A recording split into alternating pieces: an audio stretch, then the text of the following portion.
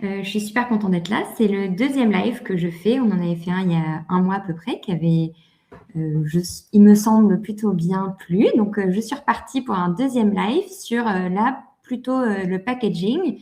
Donc, un peu les 10 conseils pour créer un packaging qui fait vendre, basé sur nos plus de 20 ans cumulés chez Procter Gamble, mais aussi les différents packagings qu'on a eu l'honneur de travailler avec des tests consommateurs auprès des entreprises qu'on accompagne depuis 3 ans. Donc, un petit rappel sur qui on est. Donc, nous, on est Chloé et Joachim de Coup de Pouce. On a travaillé plus de 10 ans chacun chez Procter Gamble en tant que directeur marketing. Et on est aussi, du coup, expert en stratégie marketing et plus spécifiquement des tests consommateurs. Donc, toutes les façons qu'on a d'interroger le consommateur sur ses besoins, ses attentes et réagir à des produits et packaging. En 3 ans, avec Coup de Pouce, on a accompagné une 50aine d'entrepreneurs et à côté, on est aussi professeur à l'école de commerce de Grenoble, là où on s'est rencontrés il y a 15 ans.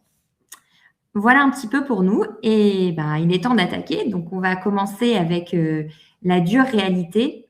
C'est que vos consommateurs, ils ont entre 3 et 5 secondes max. C'est un peu le temps d'attention qu'ils vont avoir pour votre packaging. Donc, c'est très, très peu de temps que vous avez pour vraiment capter leur attention au rayon. Et d'un point de vue scientifique, c'est presque un peu généreux pour les marques qui sont pas très connues, les produits qui sont pas très souvent achetés. On est même souvent en dessous des 3 à 5 secondes. Donc, voilà, il y a une vraie réalité qui est difficile de comment on attire l'attention au rayon.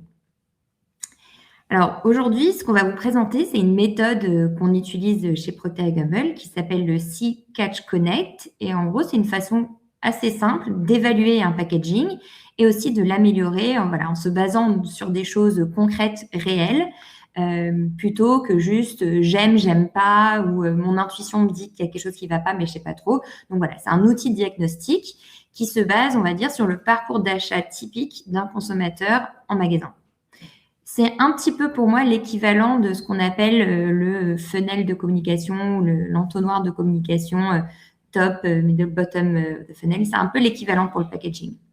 Donc d'abord, on va évaluer le si, c'est-à-dire est-ce que ton packaging se voit. Et là, on est plutôt sur une logique de 1-2 mètres du rayon. Il faut se dire que le consommateur, il rentre dans le rayon. Est-ce que là, à ce moment-là, à 1 ou 2 mètres de ton produit, est-ce qu'il te remarque? Ensuite, il y a le catch. Donc, une fois qu'il t'a vu, est-ce qu'il a envie de s'arrêter dessus? Parce qu'il peut avoir vu ta marque.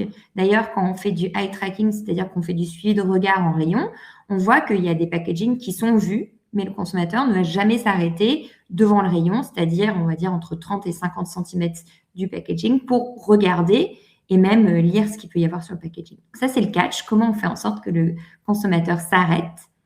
Et enfin, le connect, c'est ce qui va lui donner envie d'acheter. Et là, d'un point de vue moment, c'est en gros le moment où le consommateur prend le produit dans la main, va le regarder, va peut-être le retourner, va regarder l'étiquette. Donc là, on est vraiment sur la fin. Donc, ce qui est important, c'est que son packaging, il délivre sur le si, c'est-à-dire qu'on le voit, sur le catch, c'est-à-dire qu'on a envie de s'arrêter dessus, et enfin sur le connect. Et là, les 10 conseils qu'on va vous apporter, on va les catégoriser, on va dire, dans le See, Catch, Connect, un peu les conseils clés pour améliorer ces 3 étapes. Donc, sur le See, on est vraiment, là, l'objectif, il est assez simple, c'est qu'à distance, on puisse vous détecter. Donc, voilà, la logique, c'est si on ne vous a pas vu, tout le reste du packaging, ça ne sert à rien. Donc, le plus important, c'est d'abord qu'on puisse vous voir. Honnêtement, d'expérience, c'est le levier qui est le plus simple à actionner. Il y a des méthodes qui sont bien connues, qui sont des tactiques qui sont assez simples. Donc, d'expérience, c'est pas là où il y a le plus de difficultés, mais c'est quand même important de repasser dessus parce que voilà, faut pas minimiser la difficulté que vont avoir des plus petites marques en rayon à concurrencer avec des marques qui ont 30, 40, 60, parfois 80% de part de linéaire. Donc, le premier conseil, c'est le contraste. On sait que voilà, être visible, contrasté en rayon par rapport à ce qui existe, c'est très important. Et il y a un petit peu 4 stratégies qui existent. Il y en a d'autres, mais les principales, ça va être d'abord la couleur, avoir une couleur qui impacte sur le rayon.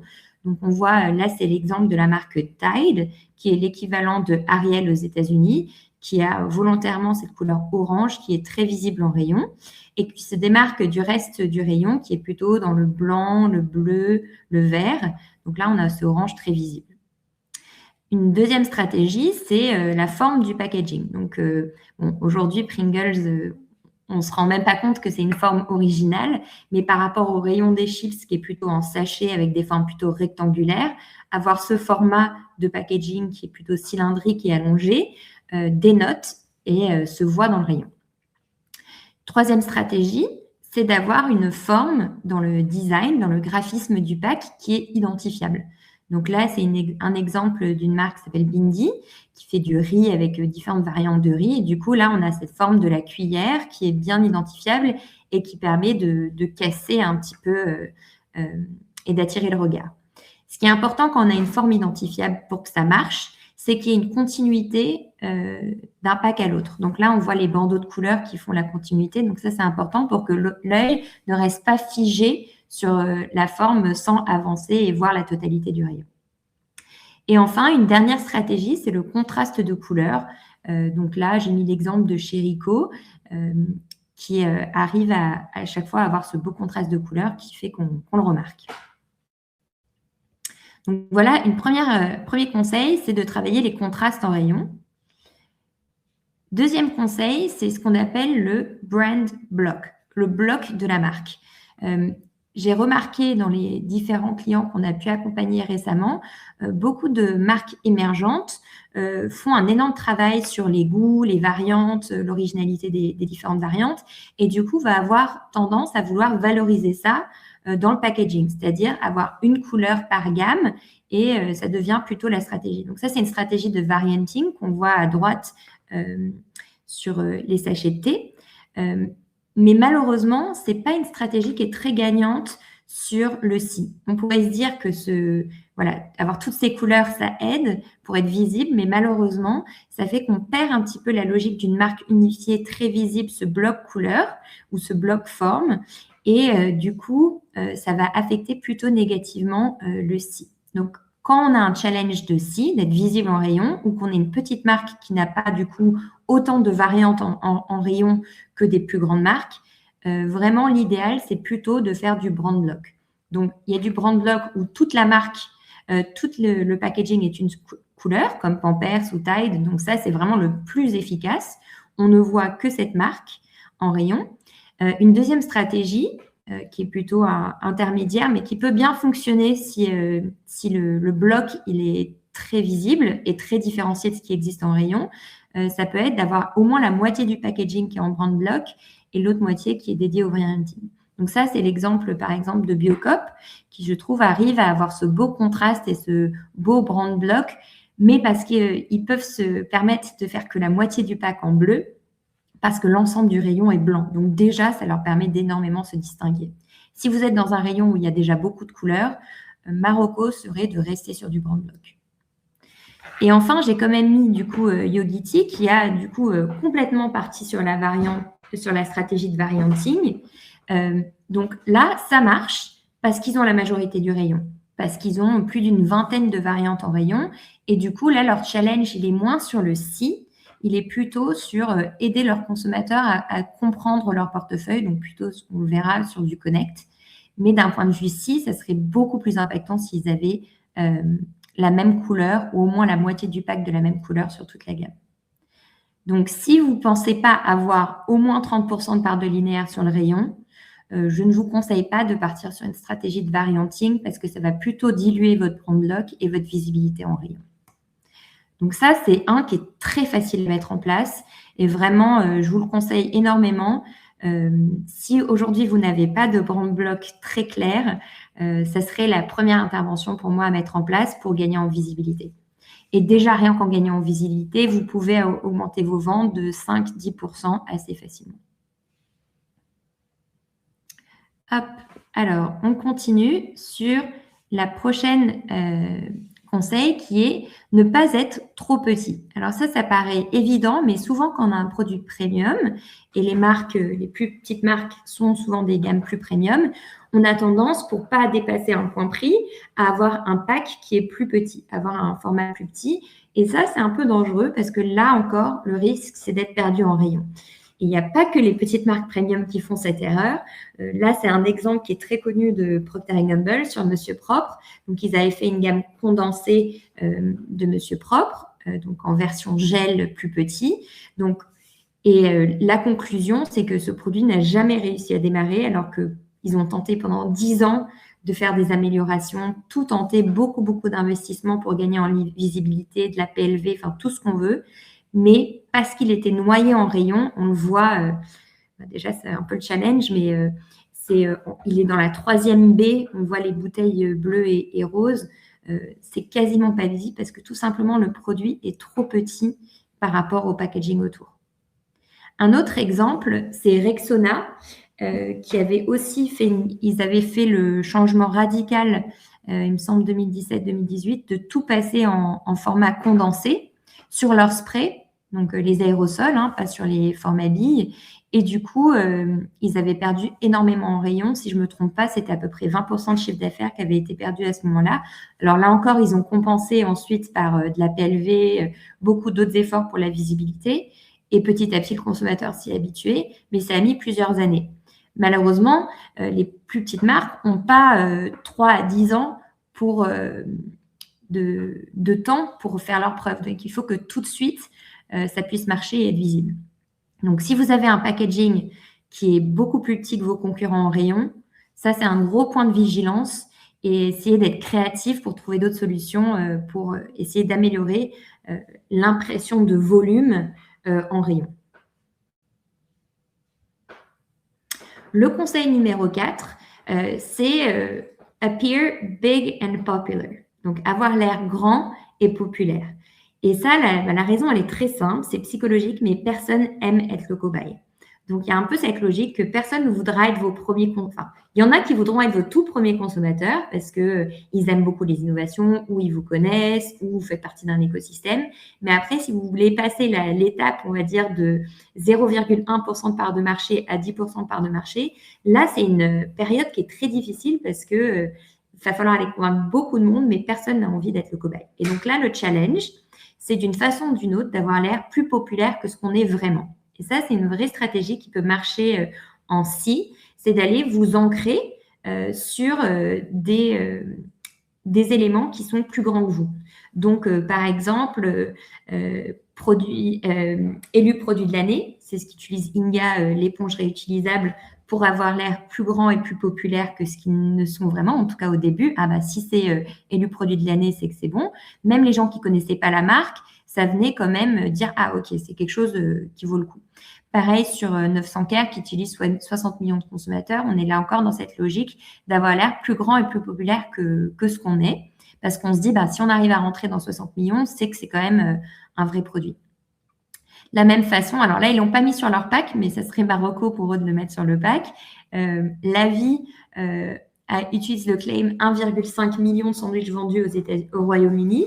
Donc ça, en soi, 1,5 million, c'est pas énorme quand on voit la consommation quotidienne des Anglais. C'est sûrement, ils sont sûrement pas au-delà des 2 à 10% de part de marché, mais ils arrivent à avoir ce gros chiffre qui vient rassurer. Donc moi, c'est quelque chose que je mettrais en assez gros sur le pack pour attirer l'attention et tout de suite être vu en rayon. Et enfin, une dernière stratégie qui n'est pas donnée à tout le monde, mais de s'appuyer sur quelqu'un de plus célèbre que soi qui va permettre d'aller booster ceci. Donc là, j'ai mis l'exemple de Feastable qui est lancé par MrBeast. Et il y a aussi Ciao sur les kombucha de Squeezie, un bon exemple. Donc voilà, donc tout ce qu'on peut essayer de trouver comme tactique pour avoir l'air plus grand, plus populaire que ce qu'on est vraiment. Alors, on le deviendra plus peut-être un jour, mais en tout cas, quand on démarre, on ne l'est pas encore. Ça, c'est des bonnes tactiques pour aller améliorer son si et être visible parce que naturellement, l'œil va éviter tout ce qu'il ne connaît pas. Il va être rassuré par ce qu'il connaît et ce qui est familier. Donc, ce qu'il ne connaît pas, il va plutôt avoir tendance à le sauter. Et petit conseil bonus, qui n'est pas le pack, mais c'est presque aussi important en magasin, c'est la PLV. Donc, c'est vraiment la façon la plus efficace pour aller booster son SI et renforcer ce côté big and popular. Par contre, attention, parce que ça, malheureusement, on le voit trop souvent, la condition pour que ça marche, c'est qu'on vienne renforcer les mêmes messages. Donc, on reste dans la simplicité. Malheureusement, parfois, on a tendance à vouloir rajouter dans la PLV des éléments supplémentaires qu'on n'a pas pu rentrer sur le devant du pack. Et ça, c'est plutôt pas une bonne stratégie parce que ça va plutôt mélanger les pinceaux du consommateur. Donc, l'idée, c'est de répéter la même chose, mais juste en plus gros pour intensifier la visibilité. Donc, on voit, par exemple, les gros leaders, ils vont rajouter tagliatelle aux œufs frais. Donc, c'est vraiment exactement la même chose qu'il y a sur leur pack. Ou Sodebo, entreprise française. Donc, on est vraiment sur des messages clés. Et d'un point de vue type de PLV, alors le plus basique, c'est tout ce qui est vraiment proche de son produit, donc directement autour de son produit. Donc, les plateaux, les réglettes de prix, les encadrés prix. Donc, ça, c'est un peu le basique qu'on peut faire d'un point de vue PLV. En général, ça ne coûte pas très cher et c'est assez facilement accepté par les magasins. Une deuxième, on va dire le better, c'est tout ce qui est stop rayon, kakémono qui sortent du rayon pour attirer l'attention. Alors ça marche assez bien, mais parfois les magasins vont soit pas être d'accord pour le mettre ou alors le facturer, ça peut coûter cher. Et enfin, l'idéal, c'est vraiment les meubles en rayon, quitte à dédier une partie de sa place en rayon pour vraiment le meuble, comme on le voit là avec Inga, qui avait vraiment fait une obligation pour les magasins qui allaient lister Inga, d'avoir ce meuble. Et c'est hyper important pour la visibilité en rayon, surtout quand on est face à un leader comme Spontex, qui a une très, très forte part de rayon. Et là, c'est un choix qui est assez stratégique, qui est souvent fait par les grandes entreprises, mais rarement par les plus petites structures, de sacrifier volontairement une part de leur linéaire pour ne pas rajouter une variante supplémentaire, mais dédier ça au message. Donc, on voit l'éponge lavable qui dure 1 an. Là, ils auraient pu choisir de rajouter une variante, mais on va dire, je ne sais pas, l'éponge grattante. Ils ont fait le choix de ne pas le faire, mais plutôt de dédier ça à la visibilité totale de la marque. Et ça a été vraiment un pari hyper gagnant. Bon, pour l'anecdote, la personne qui gère ça, c'est un très bon ami Alban avec qui j'ai travaillé chez Procter & Gamble et qui avait aussi fait un travail remarquable en rayon quand on travaillait ensemble sur l'hygiène féminine. Donc, ça ne m'étonne pas du tout qu'il ait réussi à faire ça chez Inga. Donc, passons maintenant à la deuxième étape. Donc, si on a bien fait son SI, qu'on arrive à être remarqué en rayon, et là, j'ai donné quelques conseils, quelques petites tactiques pour améliorer ça. Maintenant, le travail n'est pas du tout fait. Il vous a vu, mais il peut complètement vous ignorer. Donc là, la deuxième étape, c'est le catch. Donc là, le catch, c'est on va essayer d'attirer son attention et du coup, on va essayer de lui donner une bonne raison de s'arrêter dessus. Et là, il faut garder à l'esprit que le consommateur n'analyse pas tout. On est encore dans cette logique quelques secondes.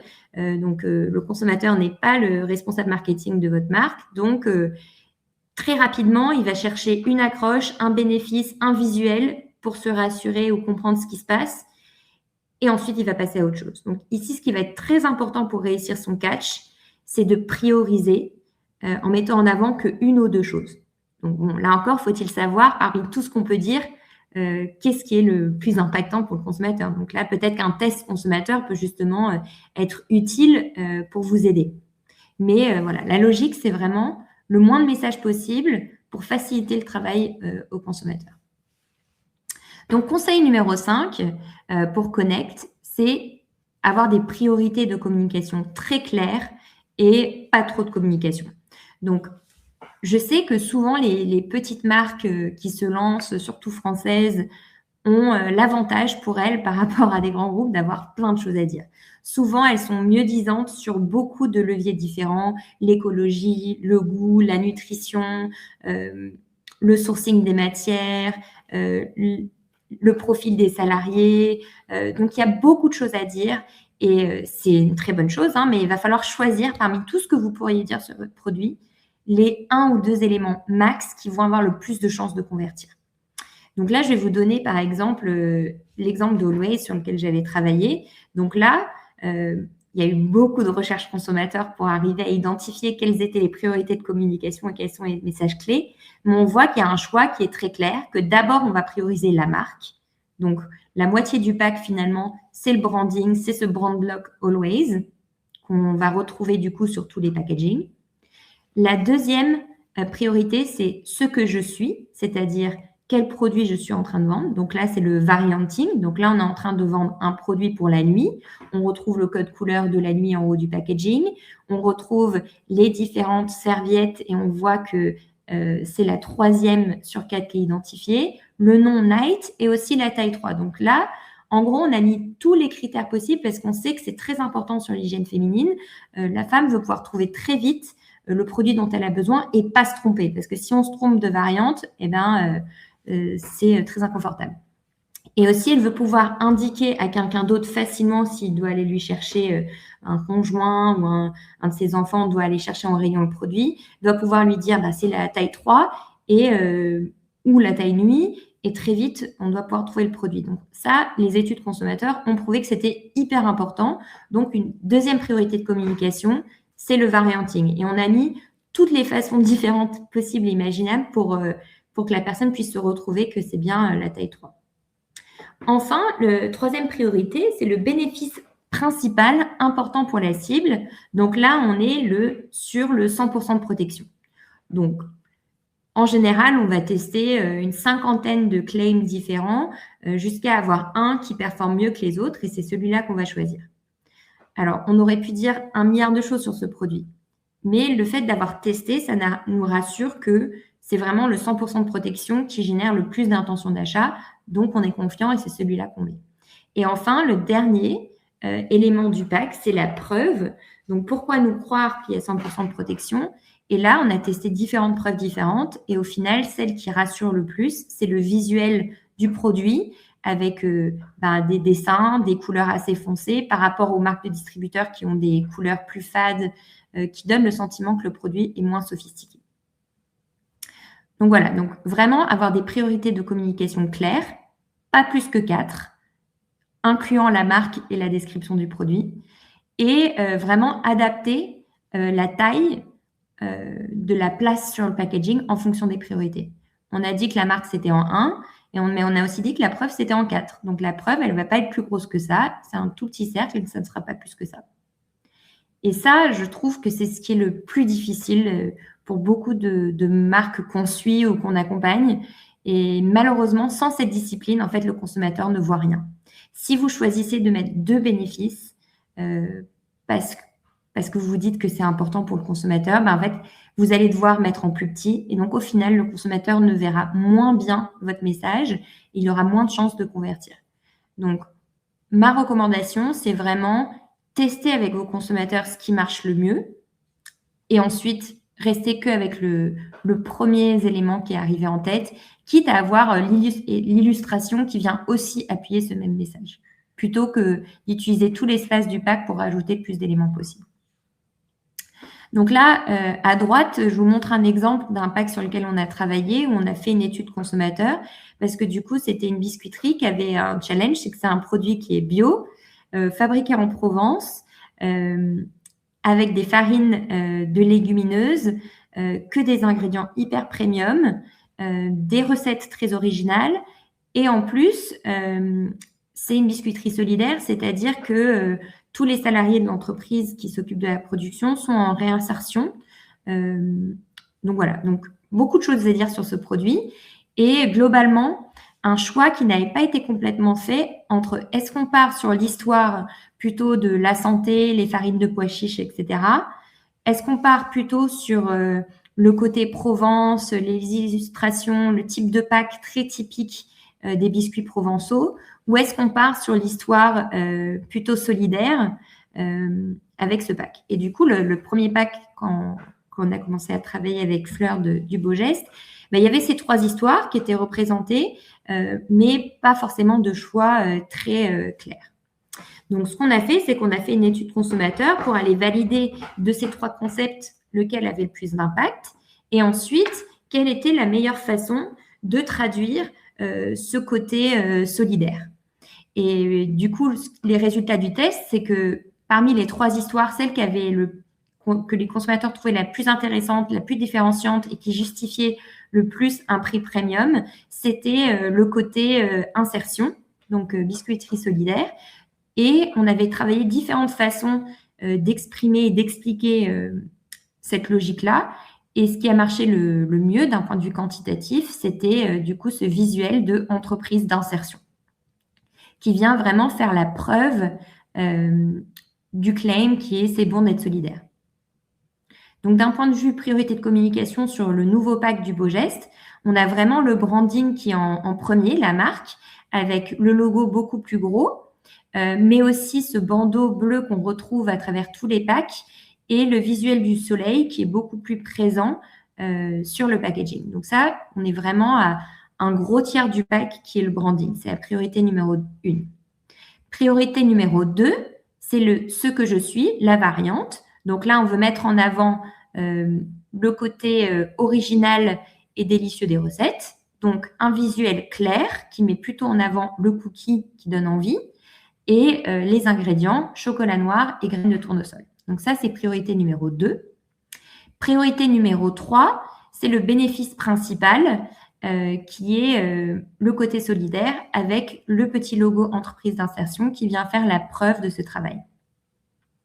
Alors, vous me direz, et c'est normal qu'on a aussi rajouté artisanal et provençal et bio.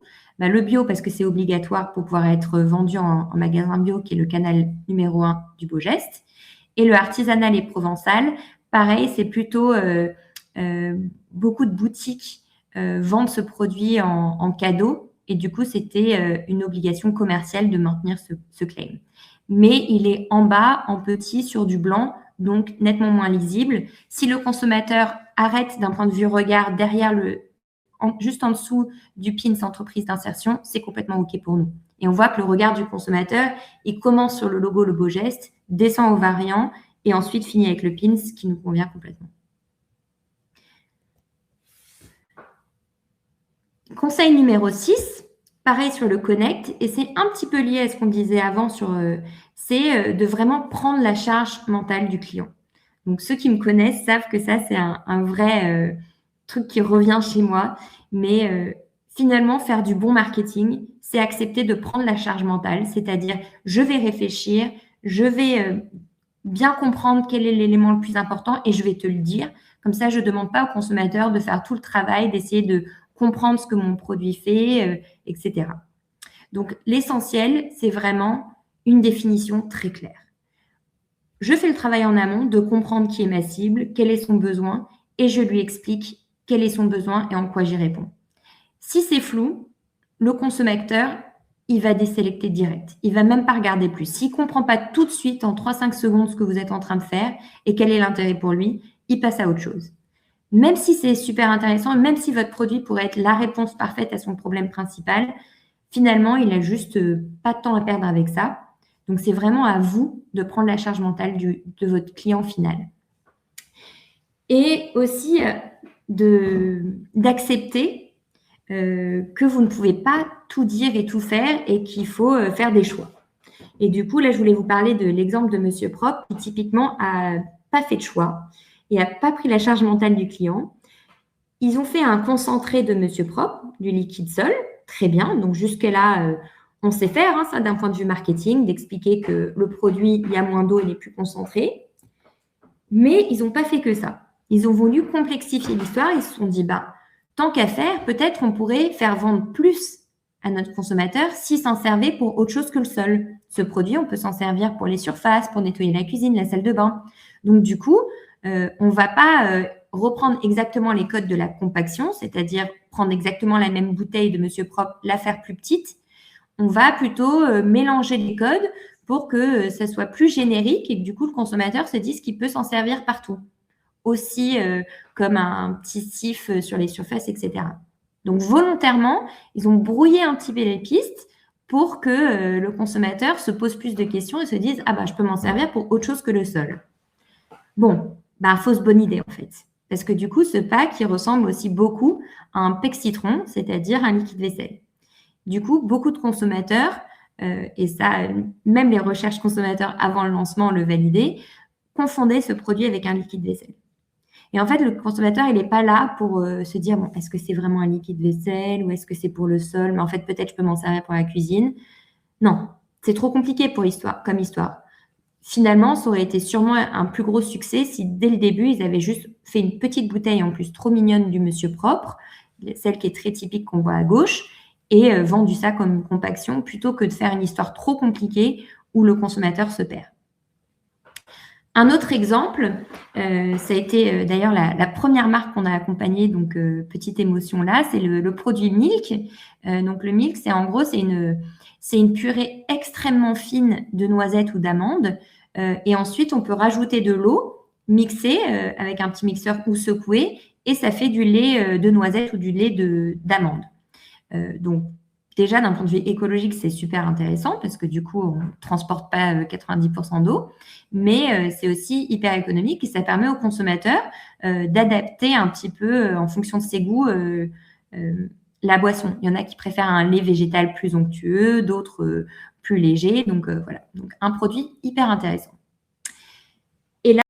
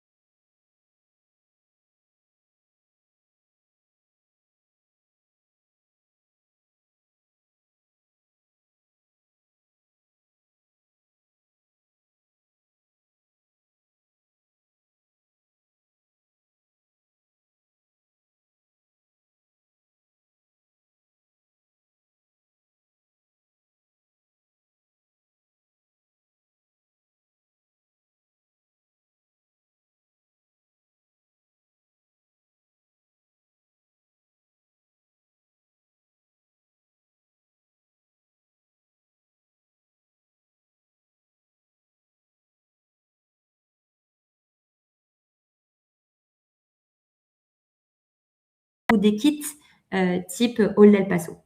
Alors, c'est très frustrant et d'ailleurs, Angie, je ne sais pas si elle est dans le live, pourra témoigner de sa frustration, de à quel point le marché français n'a pas du tout les bonnes habitudes de la consommation de cuisine mexicaine. Et peut-être qu'à terme, Las Chachitas deviendra assez grosse comme marque pour pouvoir vraiment imposer des gros changements de comportement des consommateurs.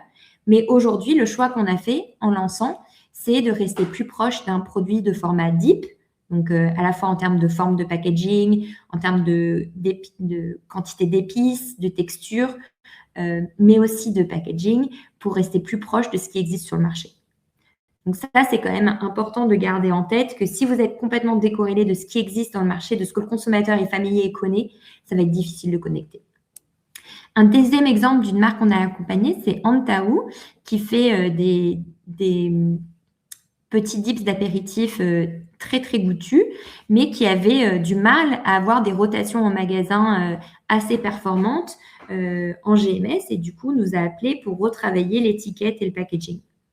Et en fait, la conclusion de ce travail, c'est que malheureusement, c'est pas tant l'étiquette qu'il fallait changer, mais vraiment le format du pack. Parce qu'aujourd'hui, le marché, en fait, il est trusté par des marques dont l'Atelier du Bligny, qui ont vraiment conforté plutôt un format de barquette plastique avec couvercle plastique, ce qui fait qu'on voit vraiment bien la texture du produit, le détail. Ils ont rajouté des petites épices, des petites graines, des petits pois chiches sur le dessus. Du coup, cette impression de visuel, elle est très importante. Et quand on a fait le test consommateur en rayon pour Antaou, vraiment 95% des consommateurs nous ont dit qu'ils évaluaient la valeur du produit, mais aussi la variante, c'est-à-dire savoir quel type de produit c'est, juste en regardant le produit à travers l'opercule transparente. Et du coup, Antaou ne pouvait pas rester sur ce pack plutôt en verre avec capuchon, ne pouvait pas gagner en magasin avec ce format de pack. La seule solution, c'est de passer sur une barquette transparente. Donc voilà, 2 exemples où finalement, quand même, suivre le code du marché est très important si on est une petite marque et qu'on veut connecter, que le consommateur comprenne.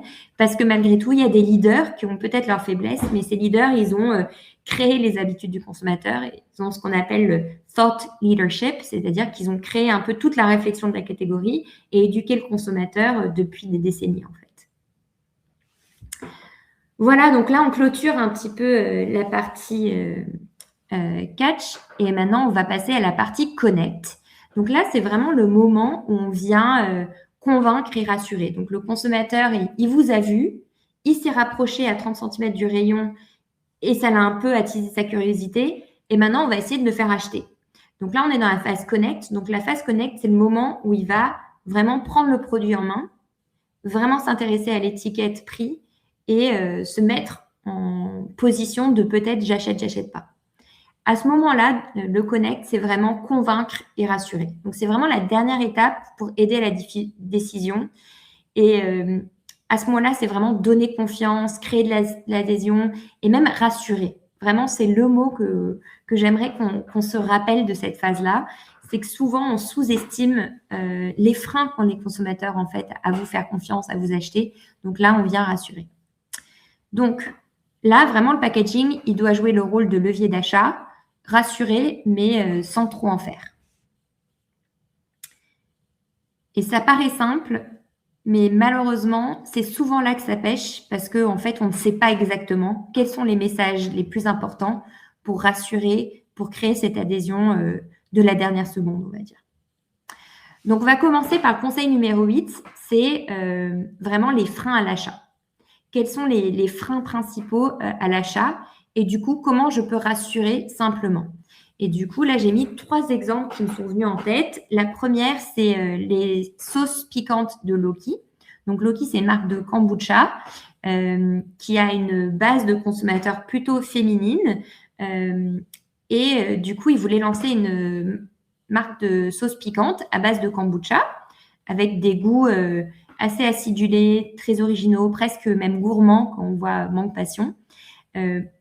Et du coup, on a fait un test consommateur pour comprendre quels sont les freins, quelles sont les problématiques qu'ont les gens avec les sauces piquantes et pourquoi ils n'en consomment pas plus. Et étonnamment, un des freins principaux qui arrivait vraiment en tête, c'est pas qu'ils aiment pas le goût. Nous, on pensait que c'était ça. Notre hypothèse, c'était il y a des gens juste qui n'aiment pas le piquant.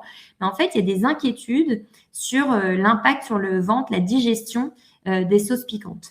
Et en fait, voilà, beaucoup de gens ont un peu peur de manger trop souvent épicé à cause de ça. Du coup, on a retravaillé un peu la proposition, surtout que le point de différence des sauces piquantes de Loki, c'est qu'il y a ce vinaigre de kombucha avec des probiotiques pour venir rassurer sur la digestion. Donc, on voit que sur le petit visuel du petit bonhomme, il y a le feu dans la bouche, mais le sourire sur le ventre. Donc là, inconsciemment, et on a bien évidemment testé le pack final avec des consommateurs qui sont venus valider qu'ils avaient bien compris la proposition et que ça venait adresser leurs freins.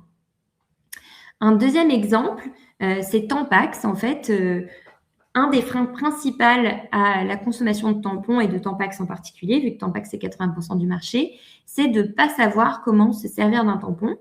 Alors, c'est vrai pour les jeunes filles, mais c'est vrai même pour des gens plus tard qui n'ont jamais eu l'habitude. Et du coup, ils ont lancé un pack, une proposition Starter Kit avec beaucoup d'éléments qui viennent rassurer sur accompagner le consommateur à se servir du produit. Donc, comment ils font ça? Déjà, à l'arrière du pack, il y a tous les éléments sur comment se servir d'un Tampax et l'insérer. Ils incluent aussi un petit leaflet dans la boîte qui explique étape par étape comment se servir d'un tampon et quelles sont les bonnes pratiques avec un tampon. Et ils ont aussi rajouté sur l'emballage, parce que beaucoup de gens ne se baladent pas avec la grosse boîte de Tampax, mais prennent 1 ou 2 tampons avec eux. Ils ont rajouté les instructions d'utilisation directement sur l'emballage pour pouvoir s'en servir facilement.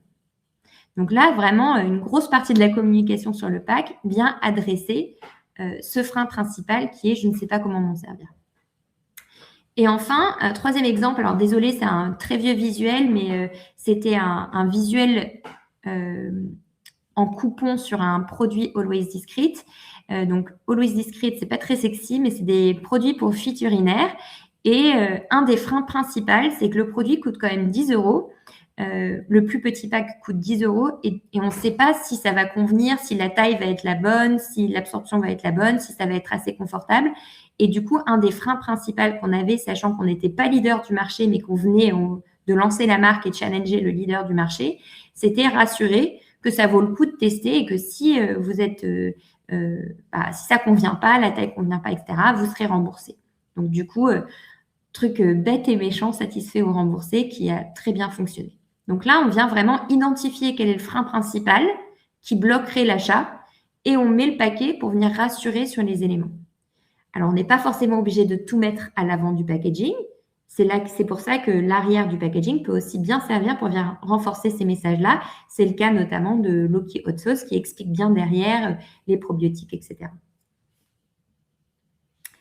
Et ça me fait une bonne transition sur mon conseil numéro 9. C'est au final, vous êtes là pour raconter une histoire. Et souvent, j'ai le sentiment qu'on ne sait pas comment bien combiner l'avant et l'arrière du pack.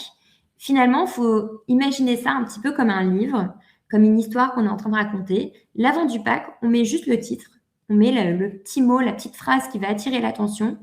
Et derrière, on vient raconter l'histoire et le détail. Donc, 2 petits exemples. Le premier, donc, Las Chachitas. Alors, on voit pas très bien, mais sur le pack, et d'ailleurs, je crois qu'ils vont retravailler le devant pour que ce soit plus visible. Mais il y a cette idée, le bénéfice, c'est la recette mexicaine authentique. Et la preuve de ça, c'est qu'ils utilisent du maïs nixtamalisé. Donc ça, c'est sur le devant. On plante la graine qu'il y a ce maïs nixtamalisé, qui est plutôt, un élément de catch, attirer l'attention. Oh, qu'est-ce que c'est que ça? Je connais pas. Et à l'arrière du pack, on vient raconter l'histoire avec le connect et on explique. Et là, idéalement, ce qu'on attend comme réponse, intéressant, je savais pas, ça vient expliquer pourquoi le goût est différent dans cette chips. Donc voilà, cette logique d'histoire, on met vraiment une petite phrase, quelques mots devant qui attirent l'attention et à l'arrière, on vient renforcer et expliquer l'histoire. De la même façon, je trouve que ce packaging de Healthy, il est assez intéressant parce que d'un point de vue priorité de communication, c'est très clair. La marque, on s'en fiche. La priorité numéro 1, c'est comme du sucre, mais en mieux. Better than sugar. C'est une promesse qui attire l'attention, c'est sûr. C'est visible, mais à mon avis, ça fait un excellent travail de catch parce qu'il y a un peu ce questionnement, ces curiosités. Mais qu'est-ce que c'est que ça? Comment ça peut être meilleur que le sucre? Je ne connais pas. ça attire l'attention. Et à l'arrière, on vient rassurer, expliquer comment c'est possible en fait. Comment ça se fait que ce produit peut être très bon, mais meilleur que les autres. Alors, je n'ai pas vu l'arrière du pack d'Elsie, donc je ne peux pas témoigner, mais ils ont de très beaux visuels sur leur site qui comparent avec d'autres pouvoirs sucrants. J'espère que c'est plutôt ce type de contenu qui sont à l'arrière du pack pour venir vraiment renforcer le clou sur cette histoire qui me donne vraiment envie d'en savoir plus. Et le dernier conseil, et ça vient peut-être un peu faire le lien avec ce qu'on avait vu en 6 sur la taille du packaging, mais c'est très important, c'est la value impression. Et souvent, quand on a une petite marque qui est plutôt premium, avec des très bons ingrédients fabriqués en France, etc., on va beaucoup être challengé sur le prix. Vos chefs de rayon vont vous dire « Ah, c'est trop cher », les clients en ligne vont vous dire « C'est trop cher ». Et du coup, le réflexe, c'est de baisser le prix, mais dans ce cas-là, on n'est plus rentable, ce n'est pas une bonne solution. Alors qu'il existe plein de tactiques différentes pour venir renforcer l'impression de valeur, déjà avec des bons messages impactants qui expliquent pourquoi c'est plus cher et donnent envie qui justifient en fait. Mais il y a aussi d'autres petites tactiques plutôt de value impression, des petits mécanismes simples qu'on peut mettre en place pour améliorer la perception de valeur. Donc, la première, c'est vraiment la taille du pack. Donc là, c'est un exemple, un projet sur lequel j'avais travaillé, où avant, on rangeait, donc c'est des culottes pour les filles urinaires, et du coup, à la base, elles étaient rentrées dans le packaging comme ça, dans l'usine, ce qui faisait cette taille de pack qu'on voit à gauche. Et après, on a retravaillé avec l'usine pour qu'elles soient rentrées dans le pack plutôt comme ça, donc le même nombre de culottes, mais on gagne en rayon, en fait, beaucoup plus d'impression de volume, alors que le pack n'a pas plus de volume. C'est juste qu'avant, il y avait une grosse partie qui était dans la profondeur, qu'on ne voyait pas en rayon, alors que là, la grosse partie du volume est sur la face qu'on voit, mais il est beaucoup moins épais comme pack. Donc, en soi, il y a le même nombre de produits, même nombre de volumes, donc pas d'augmentation de coût de transport, mais par contre, l'impression en magasin, elle est bien plus grosse, beaucoup plus produit, plus visible, mais aussi donne le sentiment d'avoir plus de produits dedans par rapport aux autres packs d'à côté, parce que pas tout le monde regarde exactement le nombre de culottes. Et du coup, on a fait plus 18% de ventes juste en faisant ce changement technique dans l'usine. Donc voilà, essayez de réfléchir si vous avez un pack trop petit. Qu'est-ce que vous pourriez faire, ou même s'il n'est pas trop petit, mais qu'est-ce que vous pourriez faire pour augmenter la valeur perçue d'un point de vue volume de votre produit. Un autre exemple, je ne l'ai pas mis là, mais là j'y pense, c'est les masques Elseve. Ils ont le bas de leur peau qui est concave en fait. Donc, il y a beaucoup moins de volume de produit par rapport à l'impression de volume en rayon. Une deuxième stratégie qui est beaucoup utilisée, c'est le value reframing, c'est-à-dire un paquet de lessive, une bouteille de lessive, en général, c'est entre 5 et 9 euros. C'est quand même, d'un point de vue panier moyen, c'est beaucoup parce que la plupart des produits sont plutôt autour de 3 euros. Donc, quand on achète un produit qui se rapproche des 10 euros, on se dit « Waouh, c'est un produit qui est cher ». Et là, on va le reframe en nombre de lavages, 60 lavages. Si on se dit qu'on fait à peu près 1 à 2 lessives par semaine, en fait, là, ça va durer des mois. Donc là, ça vient rassurer qu'en fait, ça ne coûte pas si cher. Et ça, c'est bien évidemment prouvé scientifiquement avec des tests consommateurs. Et même, on peut tester plusieurs façons de reframe la value différente et tester avec le consommateur l'intention d'achat et la valeur perçue du produit.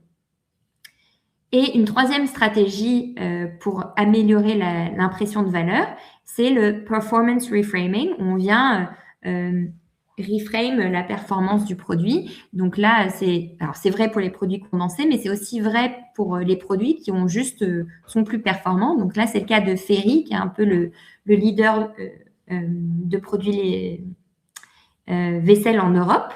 Et du coup, ils s'assurent d'être toujours d'avoir toujours 2 fois plus de surfactants que le produit leader du marché, qui sont en général des marques de distributeurs, pour pouvoir mettre en haut de leur bouteille et partout en communication qu'une bouteille de Fairy, c'est 2 bouteilles du leader, du deuxième du marché. Donc ça, c'est une bonne façon de faire du performance reframing. Si vous avez un produit qui est plus performant ou qui va durer plus longtemps, typiquement sur Inga, enfin, je ne sais pas combien d'éponges les gens achètent, mais imaginons qu'on achète une éponge par mois à peu près, ils pourraient avoir un Inga égale 10 petits Spontex, vu que leur éponge elle dure un an. Voilà, donc ça, c'est aussi des techniques pour aller améliorer la value impression. Et ça, le cerveau humain sait très bien lire ce genre d'informations. Donc, même si c'est en petit, en haut, là, comme on le voit, en fait, ça marche très, très bien. Le consommateur arrive à intégrer parce que c'est un concept qu'il a été habitué à voir. Donc, voilà, on arrive au bout des 10 conseils. J'espère que je ne suis pas allée trop vite, mais bien évidemment, il y aura un replay disponible de cette présentation. Et si vous voulez les slides, je serais aussi ravie de les partager par message, donc n'hésitez pas à m'écrire. Et si vous avez des questions aussi sur voilà, des problématiques que vous avez, voilà, on est professeur à côté, donc visiblement on aime bien transmettre, donc je serais ravie de vous écouter, d'apporter ma perspective, bien évidemment gratuitement si vous avez des questions. Voilà. Et dernier conseil, c'est quand même de rester très humble. Au final, on n'est pas le consommateur et ça vaut vraiment le coup de tester avec des vrais consommateurs de façon quantitative pour prendre des décisions qui sont rationnelles et maximiser en fait ses chances de réussite. Et sur ça, on peut vous aider parce que du coup, c'est notre spécialité. Donc, on fait des tests de packaging en ligne, en magasin partenaire et on a même un magasin à Marseille où on peut reconstituer une fausse étagère de votre marque avec les produits concurrents pour faire des tests en rayon.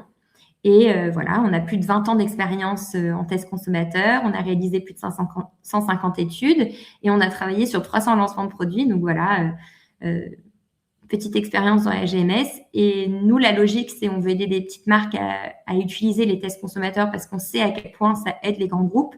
Donc notre logique, ce sera toujours de le faire avec des prix très accessibles, adaptés à vos budgets et dans des délais très rapides parce qu'on sait que vous n'avez pas des années devant vous pour développer vos packaging. Voilà, un grand merci en tout cas pour ceux qui ont pris le temps d'écouter ce live et à une prochaine fois. Merci beaucoup.